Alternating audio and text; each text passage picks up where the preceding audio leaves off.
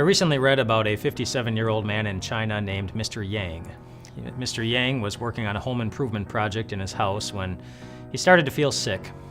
He kept working, tried to power his way through it, but eventually the pain in his head in particular was so difficult to work with that he decided he needed to take a break, and eventually, because it didn't go away, he decided he needed to go to the doctor to get it checked out.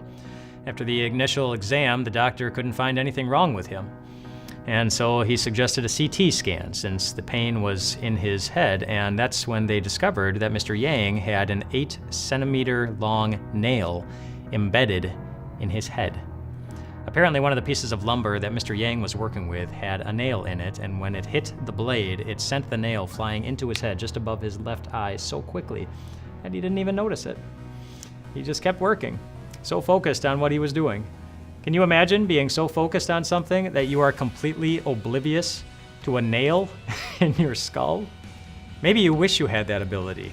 Because after Christmas, suddenly we become aware again of all the things that we were worried about before Christmas began, before all the distractions of the parties and the gifts and the presents and the kids and all those different things. And now we're suddenly aware again of the things that stress me out and the worries and the bills that need to be paid and all the different things that weigh on our hearts and minds. And if that's ever been the case for you, you wouldn't be the only one. I think of the wise men that we read about in Matthew chapter 2.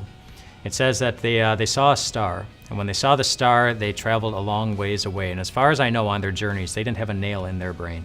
But think of all the different reasons their hearts may have been full of a little bit of pain. They were at least 1,000 miles away from possibly the only home they had ever known, possibly leaving behind wives and children and friends and family that were telling them not to go, asking them, well, what do you think you're going to find there? Will it be worth it? Maybe you'll find nothing. Maybe you'll carry all those expensive gifts and you won't be able to give them to anyone. Maybe you'll find nothing. Or maybe they would find a king so determined to be close to us that he would be willing to grow up and go through his own moments of pain, except unlike Mr. Yang, someone who would not be oblivious to the nails digging into his skin, he would feel every bit of it as it rubbed against his bones and sliced through his skin, because he really was that determined to show you and me just how focused he is on your life and on your needs, and how determined he is to stay by your side through absolutely everything. That's what the wise men found when they came to see Jesus, a God who was entirely focused on them and a God who was entirely focused on you through everything.